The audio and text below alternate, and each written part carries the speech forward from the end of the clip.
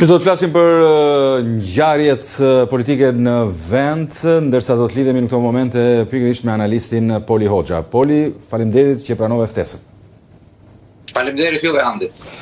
Do doja në fakt ta filloja pikërisht me 3 ngjarje që kanë në një farë mënyrë pra kanë shokuar opinionin publik me disa ngjarje pra në kuadrin e 24 orëve. Fillimisht me vendimin e qeverisë që alokoi një fond pra për pikërisht koncertin privat të amerikanit, reperit amerikan Kanye West, prej 4.2 milion euros në mos gaboj. Tani qeveria e shikon këtë si një bast financiar, por edhe si një test më saktë për industrinë e argëtimit, ku shumë shtete në fakt me muzikën, me artin, me sportin vetvete i kanë përdorur ato për tritur pikërisht turistët apo konsumin.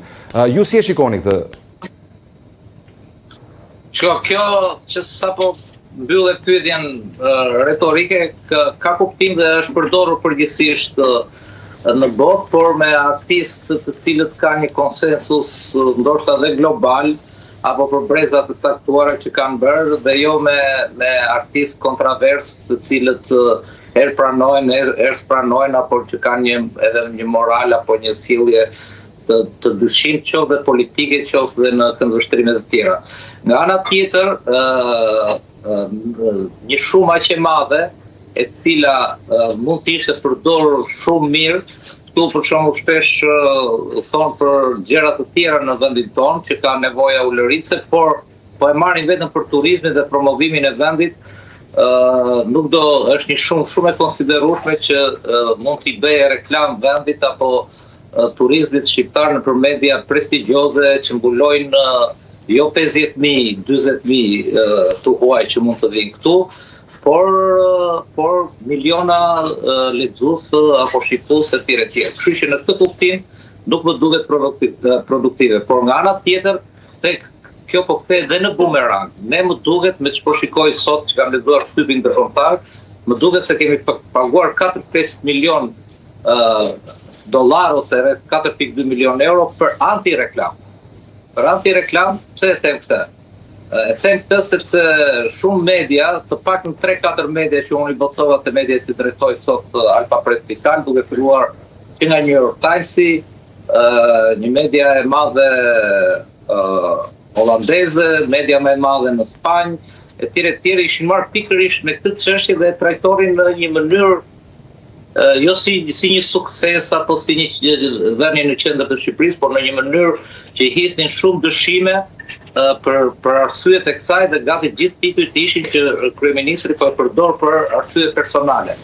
New York Times kishte kapur një element që ne me njëri tjetrin këtu, kushdo që ka njohuri për këngëtarin që po vjen, apo dhe për që është dhe ja daftuar këtu me zhvillimet e protestës gjatë 40 ditëve të fundit, kishin kapur një gjë shumë interesante. Thoshin kryeministri që ka një protestë të madhe në shesh atje para zyrës së tij, i ka akuzuar sistematikisht dhe sidomos në fillim protestuesit si antisemit, thoshte.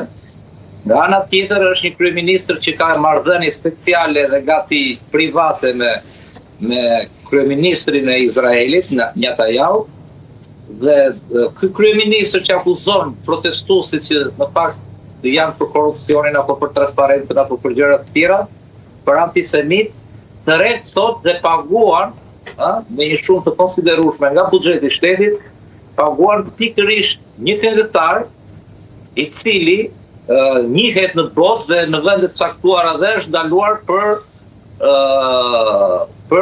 për antisemitizëm. Ti thret dhe paguar një antisemit, ndërkohë që protestuesit i akuzon këtu në Shqipëri, vetë mik të vajte more dhe dekorat atje, more dhe një urdhër në parlamentin izraelit para pakosh, dhe ndërkohë i akuzon protestuesit për të kundërtën. Kështu që ata kishin kapur një kontradiktë të tillë dhe analizën dilte në përfundimin që e vetmi arsye është interesi personal në këtë lloj periudhe të vështirë që po kalon kryeministri. Dhe po thojnë dhe tjetër që ta mbyllim këtë temë, që po Ministria e Kulturës kur u shpall që do vinte kështu, u përbetua dhe thanë vetë ministri Gondja që është pyetur atë dhe të tjerë, dhe ministri e kulturës që shteti nuk ka asnjë, është komplet një aktivitet i organizuar dhe i mbështetur privatisht. Qartë.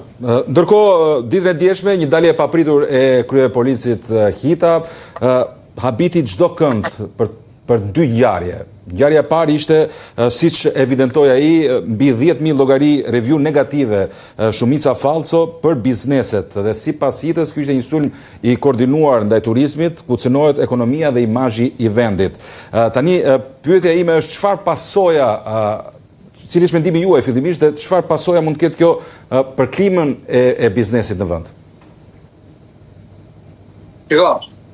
Njerë çdo akt ose çdo fushat anti-biznesit nuk është e mirë. Nuk është e mirë në rast parë për vetë biznesin dhe për, siç e thatë ju, për klimën e tjerë, por ky nuk është rasti. Nuk është rasti i tij. Ne nuk kemi një protest apo nuk kemi njerëz të organizuar në rrjet kundra kapitalizmit dhe kundra sipërmarrjes së lirë, por kundrazi mosha e protestuesve përgjithsisht dhe këtyre që bëjnë review në rrjetet sociale është i përket atij brezi që ka lindur në kapitalizëm, është rritur në kapitalizëm, ka qenë dhe jashtë dhe din çfarë është ekonomia e tregut, çfarë është kapitalizmi. Por ashtu siç ndodhi me Kanye Westin, me këngëtarin kontrovers, mua më duket se dhe kjo ndryrja e policisë së shtetit, që sot me çka mparun, është kthyer prapë në bumerang, është kthyer në të kundërtën e asaj që synohet për t'i tërhequr etj. Sepse çfarë po ndodh? Nuk janë shënjestruar, nuk është shënjestruar kapitalizmi, nuk janë shënjestruar biznesmen, qoftë edhe të përfolur si oligark apo që kanë marrëdhënie të mira me pushtetin, se një biznes i madh me pushtetin do punojë, se s'ka me të punon në ajër përgjithsisht, s'ka thon për leje, për taksat, për lehtësirat që duhet, sepse shteti është në shërbim të biznesit, pavarësisht. Por janë vetëm disa kokra të cilët faktikisht u futën në politikë andi, themi të drejtën. Je biznesmen apo je politikan? U futën në politikë duke filluar dhe njësoj, duke ndjekur hapa sapi Edi Ramën, Tauland Ballën apo eksponent të tjerë të Partisë Socialiste kundra protestës. Duke quajtur hiç, duke s'keni që bëni Edi Ramës, juve po shkatroni turizmin, ju po shkatroni këtë, ndërkohë shifrat thonë që turizmi është rritur. Këta të hyrje të paktën, nga ato që kam unë edhe që nuk po e përdorin më si alibi. Tani ti në momentin që fillon dhe godet një protestë e cila e ka vërtetuar që mund të ketë gjithë farë lloj problematikash, sepse në fundit është protestë. Prandaj habiten kur i bëjnë sapet, është protestë e shqiptarëve, e qytetarëve dhe është protestë bruto. Nuk është e partive, që e dim kush është, që bëhen shënim.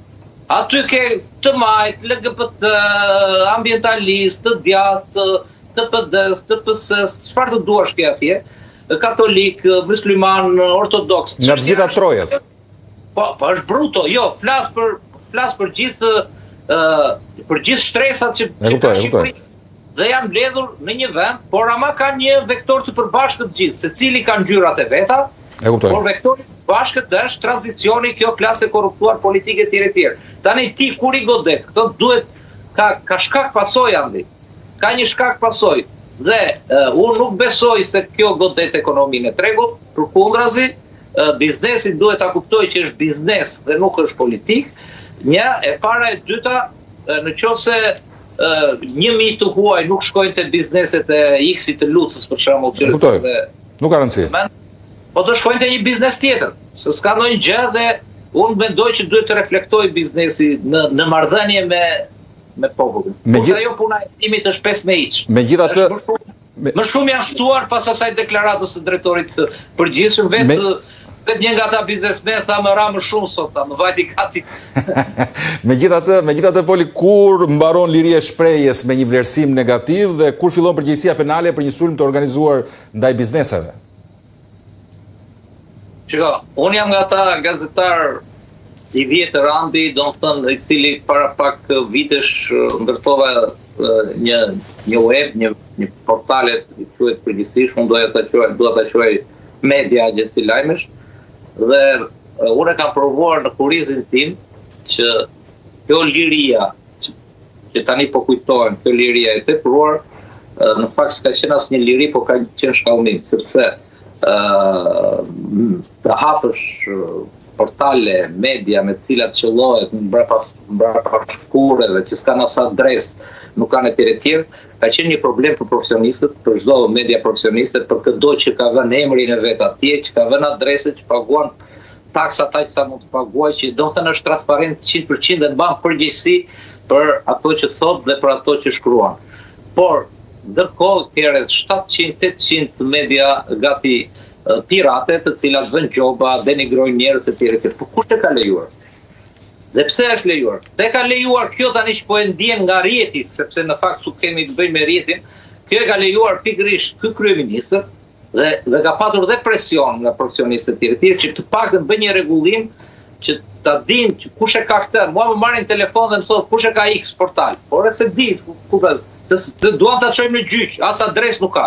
Në këtë kuptim ky e ka lënë për të thënë atë shprehjen e famshme dhe ja ka arritur deri tani që mediat janë kazan. Sa herë nuk i pëlqen një kritik, sa herë si ka pëlqyer një kritik, një investigim profesionist, një gjë, ai e ka patur shumë të thjeshtë dhe na ka futur të gjithë në një kazan. Në fakt nuk janë të gjithë kazan.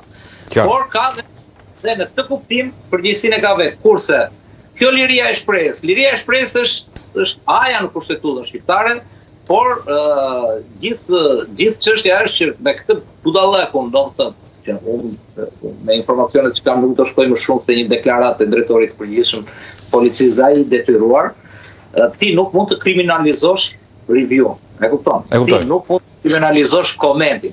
Ti po mund të duhet të kriminalizosh dhe të futesh në strukturë që ka bota, domethënë etj, të legalizosh mediat anonime, mediat pirate, të cilat shpifin, vënë gjoba, denoncojnë etj. Këtë ke në dorë ti dhe parlamenti, por pikërisht të s'ka bërë. Kurse këto pastaj janë thash shkak pasojë. Qartë. Le të flasim pak shkurtimisht edhe për ngjarjen në doganën e Qaftanës, ku zyrtarët e Partisë Shqiptare në Pushtet në Maqedoninë e Veriut vlenë, pretenduan se nuk u lejuan të hynë në territorin shqiptar, ndërkohë që Skënder Hita, kryepolici, pra tha se vetëm një person kishte probleme, ndërsa 3 zyrtarët e vlenë u kthyen vetë pas me dëshirë. Cili është komenti juaj? Po dhe kjo është në vazhdën e teorive që vetëm elefantin nuk po reflekton dhe nuk po përpiqet të shikojë këtë qeveri tek protesta. Është një çështje më shumë administrative se sa politike? Po është politike, Është politike. Patjetër që është politike, sepse le që s'kemi transparencë për arsye se është pak a shumë në vazhdën e asaj si e kishte ajo iraniania që e shpallën non grata, domethënë kishin dëgjuar non grata të Amerikës për politikanë shqiptar, por non grata të Shqipërisë për qytetarët të Kosovës, çfarë si ka ajo,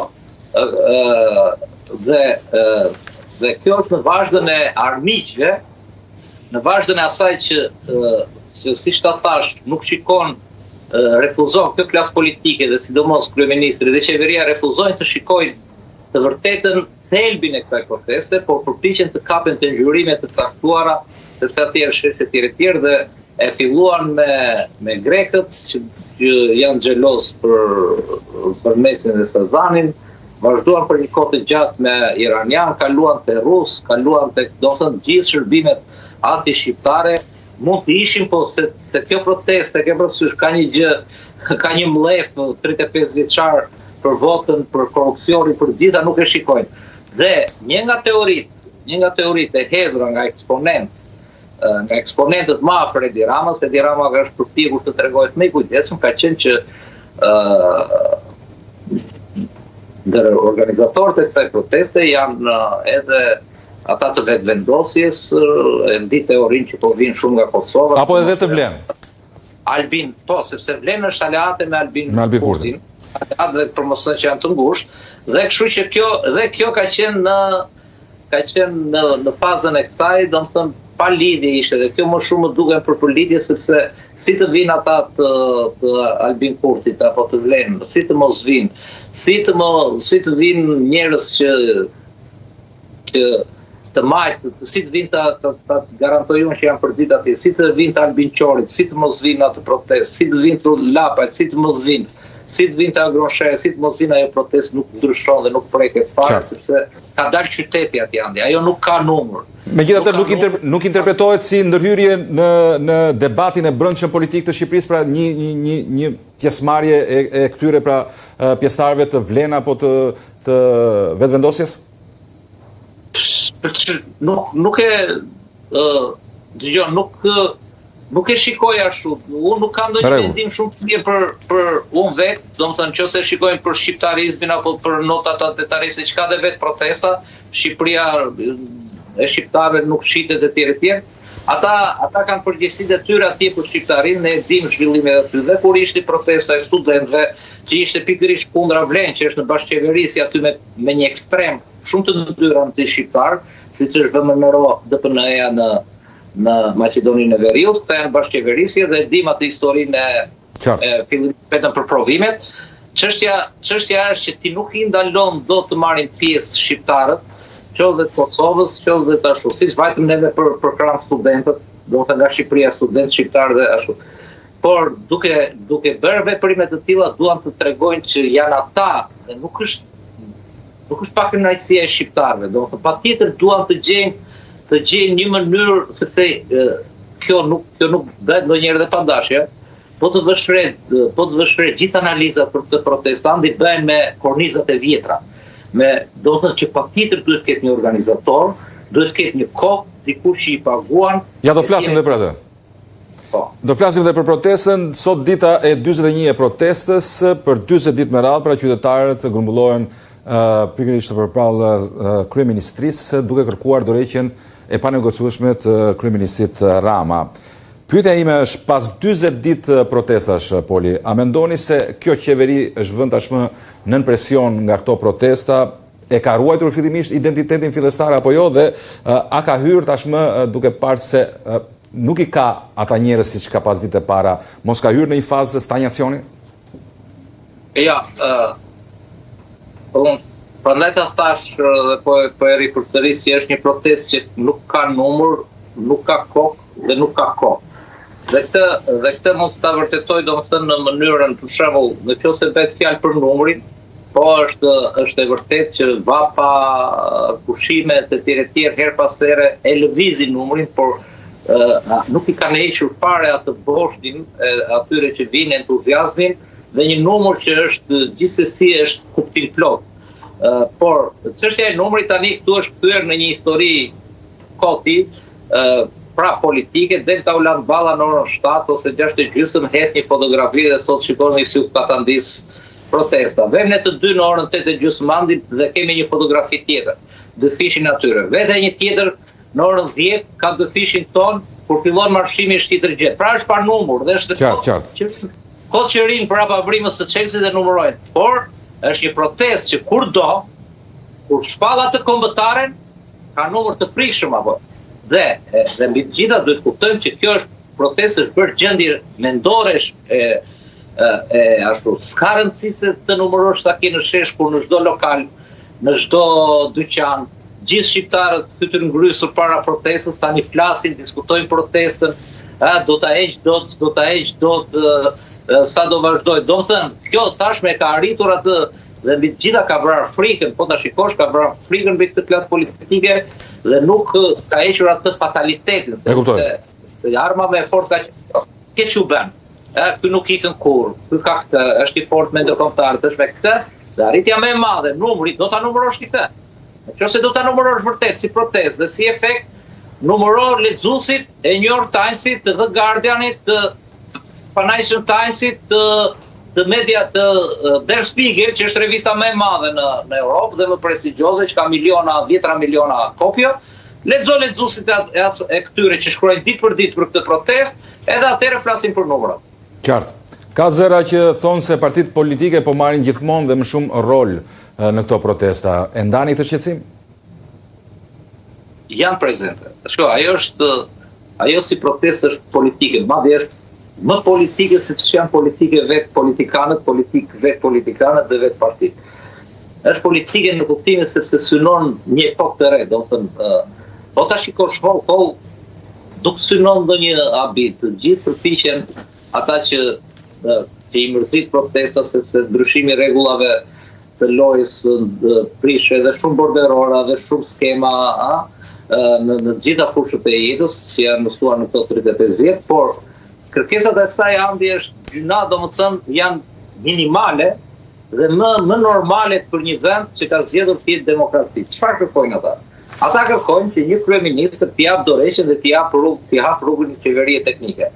Do thuash ti po pse sa ai ka 83. Dgjoj, dorëheqja e këtij kryeministri në një vend normal, por ka bërë 7, në 10 vjet ka bërë 7 qeveri Anglia, me 8 milion vota ishte ky tani në fund fare. Dhe iku për pse ja kërkuan sa kolekt. Hape krahun se duhet. Tani, me gjithë këto skandale, duhet dorëheqja. Por këta ta kërkojnë dorëheqje për rihapjen e një gare pa hile. Se po flas çik me një jargon të kuptueshëm. Që thonë, jep dorëheqje. Një qeveri teknike 12 mujore, kujdestare, që si kujdestare do ketë ndërkombëtarët që i pranojnë gjithë dhe protestën dhe të përgatisë një kuadër, një kornizë të re për votën. A kemi kontestime për votën edhe, gjitha palët, për votën, për kodin zgjedhor që e dim që s'është i drejtë, për disa ligje në parlament, për kushtetutën, për përfaqësimin. A e diti që këta njerëz janë aty, po dhe unë me ty nuk përfaqësohemi në parlament, kur na e thot kushtetuta në 1-2, që neve e ushtrojnë pushtetin nëpërmjet përfaqësimit. 100 deputet andi, kush i ka? I ka 2 kryetarët e partive, i ka kupton domethënë dhe tani të kërkosh këto gjëra dhe pastaj thot, pasi të bëjnë këto rregulla ndonjë protesta, ato pika po le të futet dhe Edi Rama dhe Sali Berisha, mos prekni drejtësinë, mos e shantazoni, pranoni të bëni vetim në drejtësi. Dhe le të futen në këtë lloj fushe të gjithë këta, dhe po fitoj prapë Edi Rama. Çfarë të keqe ka këtu? Çfarë të keqe dhe çfarë çudie dhe çfarë qiqra në hell që nga këto kërkesa të protestës, se nuk po kërkon as revolucion sa është metaforë, e kupton, as vit zero, as tabula rasa, po kërkojnë atë që e ka kuptuar më në fund janë zgjuar që demokracia në Shqipëri, vota, partit, po kërkojnë parti normale, po kërkojnë kryetar normal mandi. Ligj për partit po kërkojnë.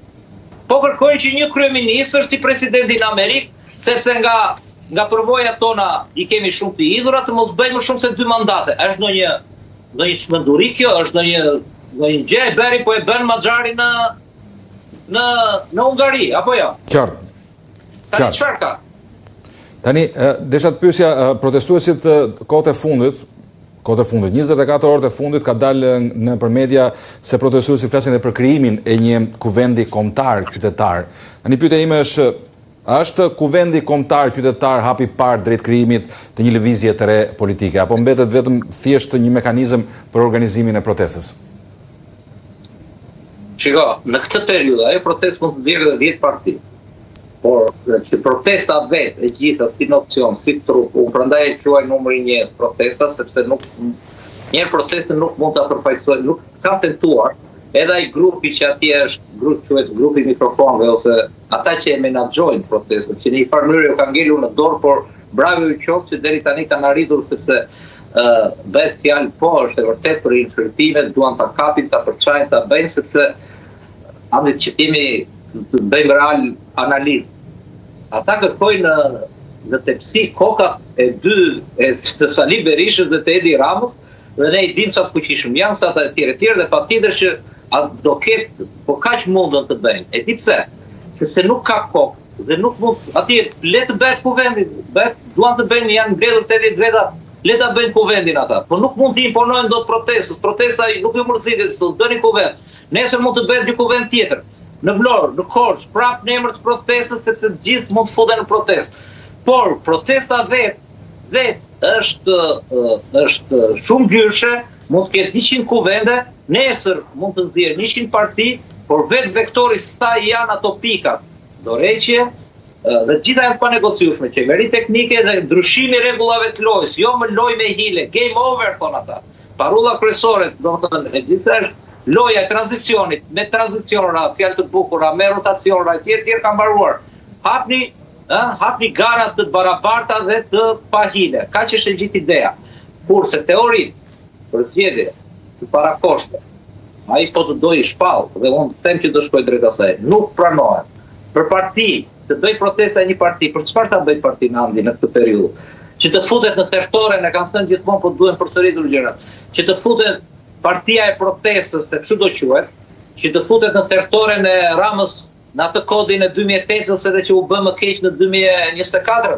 Në thertoren e Ramës dhe Berishës dhe nesër të thonë, e pat protestën juve. Qartë. Një deputet me zinxori. Pra Poli, krijimi një lëvizje të re nuk I trëmbë dy partitë e mëdha në Shqipëri? Janë ishin lëvizjet e reja, dëgjoj, po flasim, duhet që ta kuptojmë andi. Në qoftë se krijohet një lëvizje e re, për të futur në këtë kornizë që është tani, është e padobishme se ne I kishim lëvizjet e reja, I kishim për zgjedhjet e 2025-s, të cilat akuzojnë këtë kornizë që kemi tani, që se dole më dhe me një farë të drejtë, sepse thot për shembull Lapa I thot ore, në Vlorë thot, me 600.000 vota, PS-ja ka marrë 8 deputet, duket. Me 600.000 vota. Unë me 600.000 vota ka marrë 1 deputet. Dhe kjo është reale, tani, në qoftë se krijon ti një forcë të re që e dal nga protesta, edhe sikur gjithë protestat apo përkrahën, në qoftë se futesh ti në këtë ingranazh që kanë ngritur ata me kodet e tyre zgjedhore dhe me komisionerët e tyre, e FQZ-t e tyre etj, ti je destinuar që të mos e marrësh vlerën tënde reale. Dhe këta këtë kërkojnë, këta thonë, dhe ajo mund të dalë natyrshëm. Në qoftë se ti ndryshon rregullat e lojës, po më patjetër le të dalë një forcë e re, janë ato forcat e tjera të reja, por unë më shumë besimin e kam që efektit e partit nuk bëhet fjalë për forcë të re, forcë të vjetër, sepse të vjetra dhe të madje dhe të përshtirosura, madje dhe të urryera, edhe PS-n dhe PD-n nuk I ka bërë, nuk janë socialistët dhe demokratët. Nuk kanë punë socialistët e ndershëm dhe shumica e socialistëve dhe demokratëve me spaku madje. Nuk kanë punë as me ndërkombëtarët, as me non grata. Por është leadershipi tyre që ka punë me korrupsionin, me për të paraqitur etj. Dhe nëse kjo protestë do të çliroj vërtet se sa thon po shkatron ose po nxjerr keq ose kështu PS-n dhe PD-n. Jo. Kjo protestë po I shpëton këto dy parti nga pushtimet dhe e ka vetëm e leadershipin dhe leadershipin e korruptuar. Dhe unë jam I sigurt që dhe PS-ja dhe PD-ja me rregullat të reja loje, me ligjet të reja të barabarta për gjithë do rigjenerohen dhe do jenë forca një lloj, do jenë parti të reja, me pak fjalë do quhen parti të reja. Qartë. Episodet e dhunës pak ditë më parë të incidenteve, përplasjet, e dëmtuan kauzën e protestave? Bën çmundë, ta thash domethënë, tentuar shumë, bën sa mundën, patjetër, sepse fuqia e kësaj proteste fillimisht edhe pa ndodhur këto, ne shikojmë sirena që I bien protestës që dëgjohen, po tregove forcë, po su bërë më I fortë, po su përplase, këta nuk dëgjojnë, e mbulojnë me këtë spyt Rama, spysin këta, po su tregove vendin, është një teori e përhapur e cila gjithmonë ka dalë. Por këto janë sirena që kanë rënë në vesh të mbyllur, si marinarët e Odiseo, tek protesta në përgjithësi, por jo se s'kan tentuar që ta bëjnë pis apo ta fusin në rrugën e dhunës. Fuqia e vërtetë e asaj proteste është madje aty nuk lejohen, ose vetë protestat nuk I lejon ose ndihesh keq dhe fjalët banale, jo më dhunën, sepse aty ka dalë familje, gratë, fëmijë, vajza të reja me fëmijë, ata janë zemra e protestës.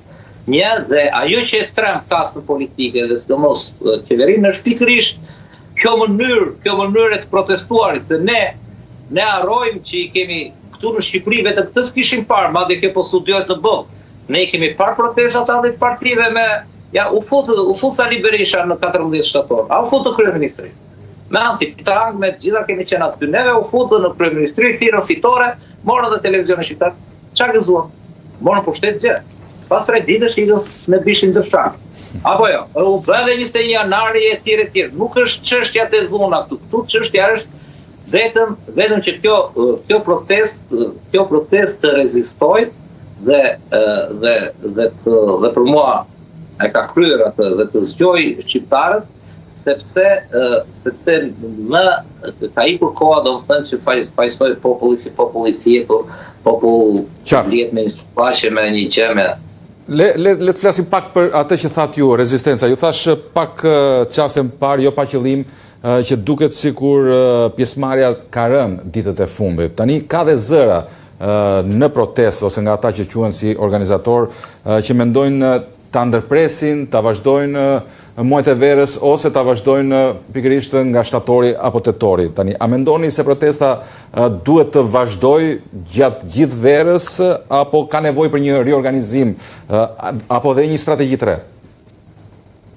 Asnjë nga këto që të ti nuk duhet edhe nuk ka për të ndodhur. Këtë ta garantoj unë, sepse unë kur futem atje në protest nuk shkoj fare aty te mikrofoni ose të shtyqoj aty te mikrofon, por studioj antropologjinë e protestës, grupet, njerëzit, përfaqësitë etj. Asnjë s'ka ndërmend ta lërë gjatë kësaj vere, mund të ndërohen në kuptimin do vend të bëjnë pushime, do vinë prapa ata që kthehen nga pushime do vinë, mund të lëviz numri në kuptimin kështu, por sa herë të bëhet kombëtarja do e paqe fuqishme me mbi 100-150.000 veta, do patjetër që do ta kap shtatorin, në shtator ta garantoj që do bashkohen dhe gjimnazet edhe studentët në 15 shtator. Pse ndodh kjo? Kjo ndodh sepse madje diçka kanë vënë aty andi dhe e thasa kanë vënë që kanë frikë që dhe po ju plotësohet gjitha kërkesat, gjitha prinjerët do mërziten se aq shumë po e shijojnë atë protestë, po e shijojnë si një fest lirie, si një zgjim.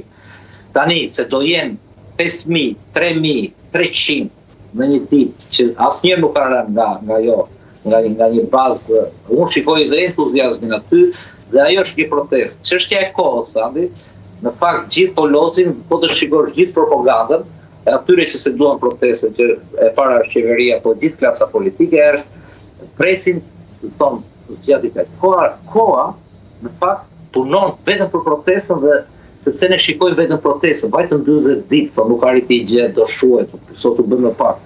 Por kjo është e kundërta, ti me koha tani topi është në fushën e pushtetit.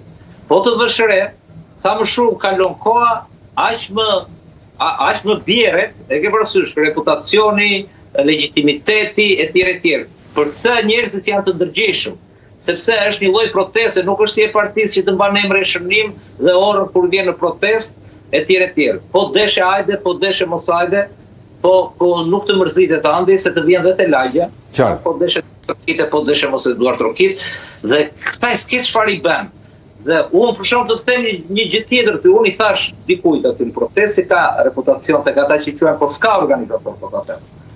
Dhe ata vetë përplasen me njëri tjetrin dhe unë bëra një eksperiment. Ta them se është interesant dhe social, ose i kërkova atij që të bëjë një eksperiment social me protestën.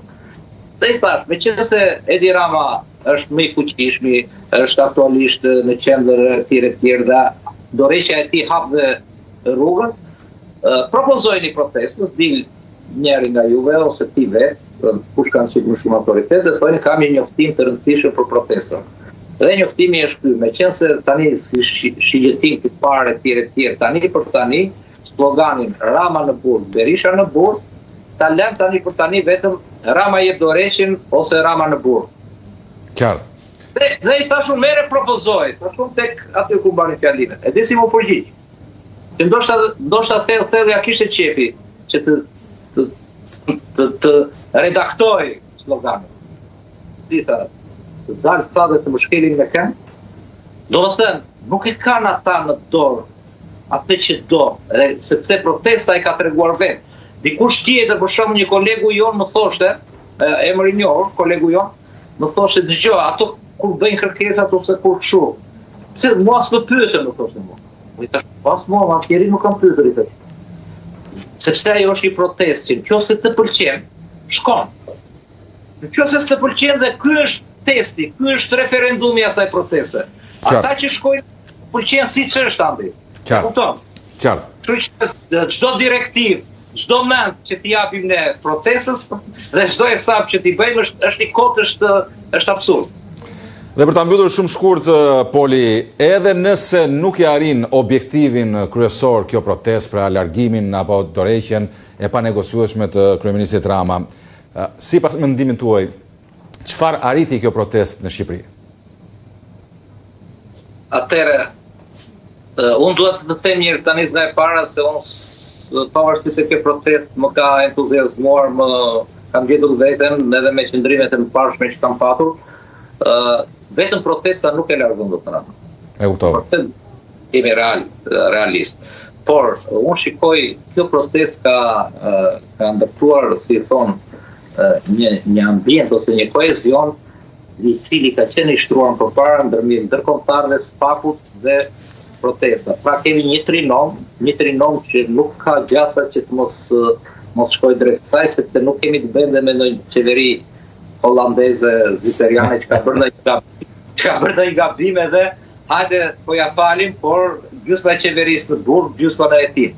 Kurse, për pyetjen tënde që më the çfarë ka arritur, për mua, edhe sot sikur të mbyllet, pa ajo nuk mbyllet, se nuk më dëgjon mua. Qartë, dëgjon. E kuptova. Ajo ka ndryshuar Shqipërinë. Të thash, ajo është kthyer tashmë është një protest që është kthyer në gjendje mendore. Njerëzit tashmë po ta vështrojnë, nuk kanë më frikë. Dhe klasën politike e kanë shmitizuar.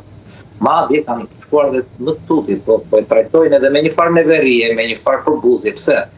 Sepse nëse deri dje janë bindur skemave të partive, e ke parasysh kushdo është më i fortë, më i fuqishëm apo sot kanë filluar të mendojnë me mendjen e tyre dhe janë të lirë në mendjen e tyre. Dhe mos harrojmë andi që kjo klasë politike që përpiqet të dalë përballë kësaj proteste, por dhe kujto shqiptari, derisa para se të krijojë SPAK-u na ka bullizuar me pasurinë e saj. Nuk e ka fshehur.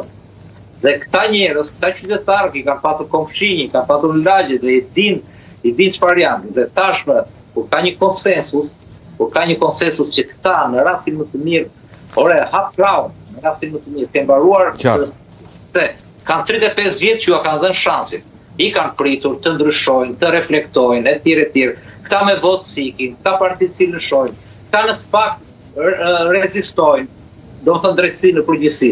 Kështu që në këtë kuptim njerëzit e ka kuptuar këtë gjë dhe po bëjnë secili po bën detyrën e tij që ky vend në fund fare të bëhet vend normal andi, një vend që do ketë korrupsion, që do ketë trafik droge, që do ketë lek të pista, por në kushte normale, jo kështu siç jemi ka ta ndisur. E kupton, domethënë, jo një përzierje. Kjo është e gjithë. Qartë. Poli Hoxha, të falenderoj që ishte pjesë e ditarit të orës 16 në Adysiene. Faleminderit ju. Në prezantimin e programit Rilindja 2.0